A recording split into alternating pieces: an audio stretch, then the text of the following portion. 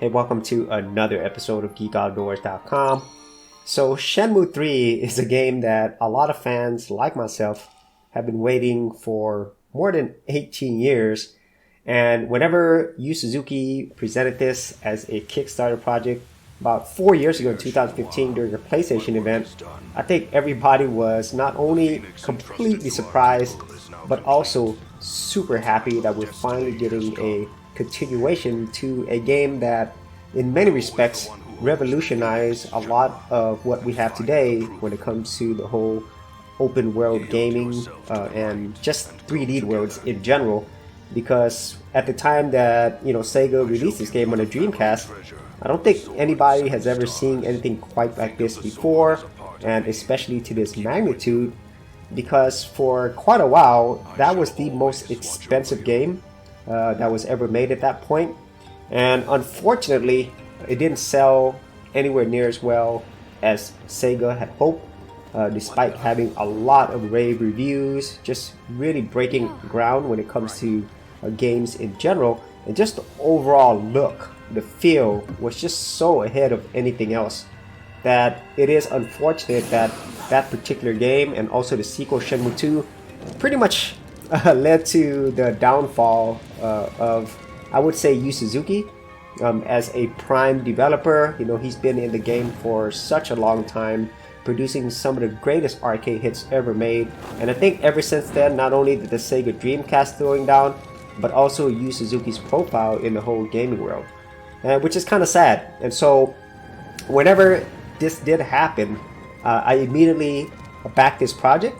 I did get a digital version because 4 years ago I don't have a game console. I still don't have a game console, and at the same time, I'm running Linux, and so gaming on a Linux operating system 4 years ago is not what it's like today, and so that's why I opted for that.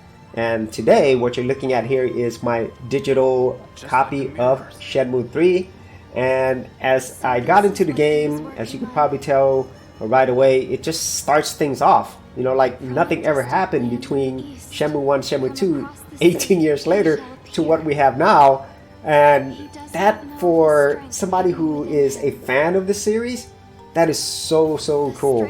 Because I think overall, Yu Suzuki, he's been in game development for so long, he already knows kind of like what people are looking for. And so in this case, the majority of people who were looking for Shenmue 3 are going to be the biggest fans. These are the people who have played both of the games, who've had a long history with this, and who have been waiting. And so it goes with that whole, I guess, kind of mindset where, if it ain't broke, don't fix it. And at the same time, the expectations for this game was so astronomically high.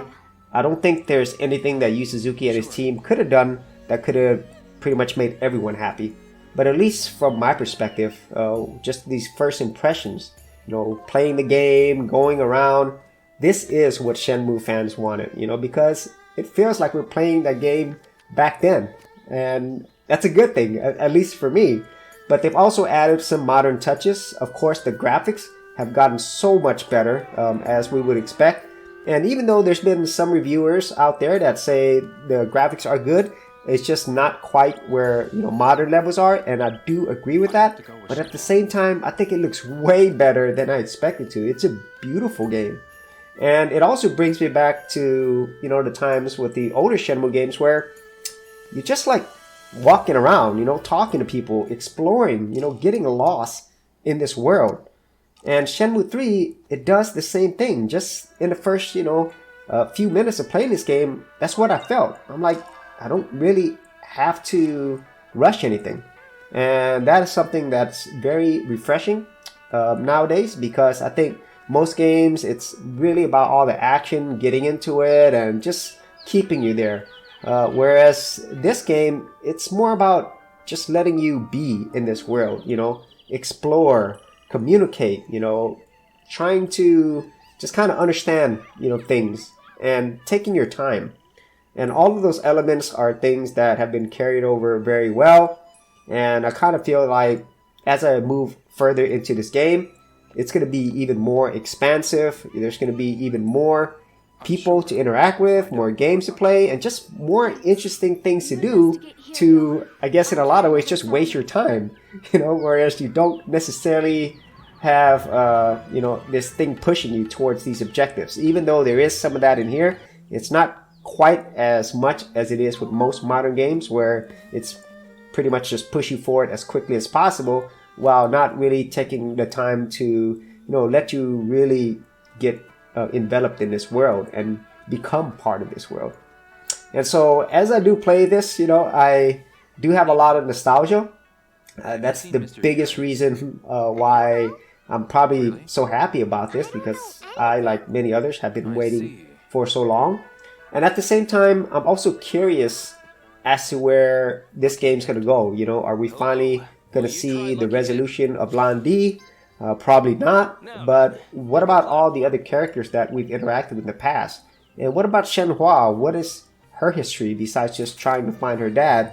And what about this whole new area, this country that we're in? We're in China now versus being in Japan. I really look forward to finding all of those things out. And I do hope that this game does make enough money to bring not only more Shenmue games, but most importantly, allow Yu Suzuki and his team with EaseNet to produce more games. Because this person and his team, they've just done so many great things for the overall gaming world. It would just be, just unfortunate if he's not able to make more games going forward.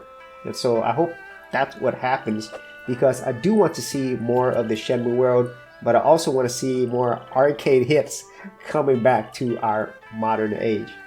And so those are my initial thoughts and reaction for Shenmue 3. I myself, being a Shenmue fan, I absolutely love every moment of this initial playthrough, and I'm pretty sure I'm going to enjoy the rest of it as well. And I think for people who are not fans or are familiar with Shenmue, this might not be the game for them. I just gotta be, really honest about that, because it's not like what most modern games are. It's just very different. It's slow, it's methodical, and sometimes it might be boring to some people. But I would highly suggest that you try this out. And if you don't play Shenmue 3, then try out Shenmue 1 and Shenmue 2, and I think you'll be pleasantly surprised by what you find, what you discover, and then you'll be a Shenmue fan like the rest of us.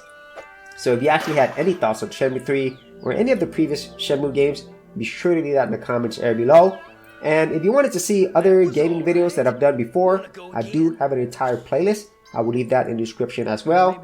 So as always, if you did get value out of these videos, be sure to share, like, and subscribe.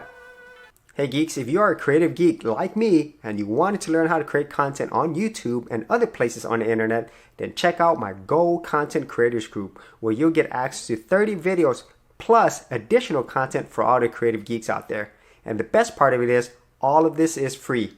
Simply head over to the link below, check out my page, and sign up for my Gold Content Creators Group. Thanks for watching, and I'll see you on the other side. Thanks for checking out this episode. And as always, if you like these videos, be sure to click on the subscribe button. And for full written content, audio content, and additional geek stuff, head over to geekoutdoors.com, and I'll see you outdoors on the very next episode.